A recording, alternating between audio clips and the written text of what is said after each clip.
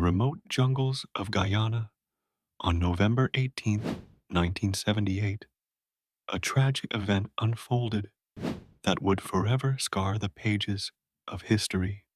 This is the story of the Jonestown Massacre, a chilling reminder of the dangers of blind faith and the deadly grip one man held over his followers. The story begins with Jim Jones, a charismatic and ambitious preacher who founded the People's Temple in the 1950s. His vision was one of an utopian society where all races and backgrounds could unite in equality and harmony. With such ideals, the temple gained a devoted following. But beneath this vision lay a troubling reality. Jones's increasing paranoia and authoritarian control over his followers raised alarms. By the mid-1970s, he moved his congregation to Jonestown, a self-sustained settlement deep in the Guyanese jungle, promising them a promised land far from the oppressive grip of the United States government. Life in Jonestown, however, was far from paradise. Isolation from the outside world, coupled with Jones's tyrannical leadership, fostered a sense of desperation among the inhabitants. Reports began surfacing of abuses, where followers endured brutal punishments and exhausting labor. Any dissent was met with severe repercussions. Yet, Jones's followers continued to obey, their loyalty entrenched in the promises of utopia he had woven. As concerns about the welfare of American citizens in Jonestown grew, Congressman Leo Ryan decided to visit.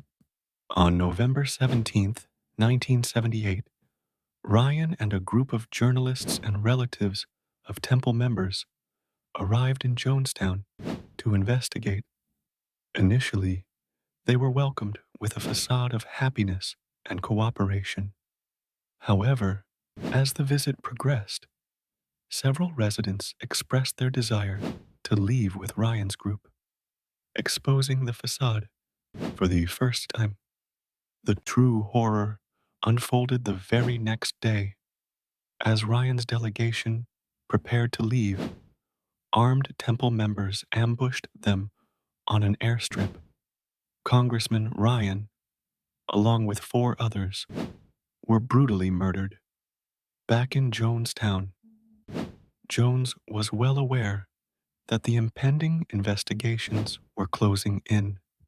He urged his followers to commit what he perversely called a revolutionary suicide. Under a tense sky, over 900 men, women, and children were forced or coerced into drinking a concoction laced with cyanide. The chilling echoes of death riddled the jungle, marking the largest loss of American civilian lives in a deliberate act until the tragedy of September 11th, 2001.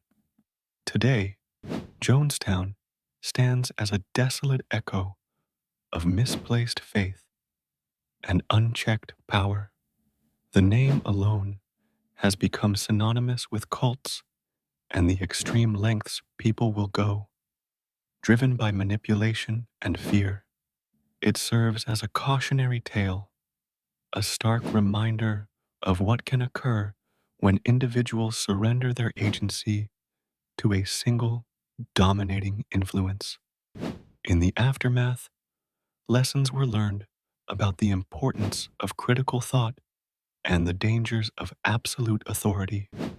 Jonestown's story continues to teach us the value of skepticism and the necessity of vigilance in the face of extremism and charismatic persuasion. In reflecting upon Jonestown, one cannot help but feel a profound sense of loss of potential, of life, and of innocence. We honor the memories of those who perished by ensuring such tragedies are never repeated, and through understanding, we strive to uphold the principles of freedom and dignity for all.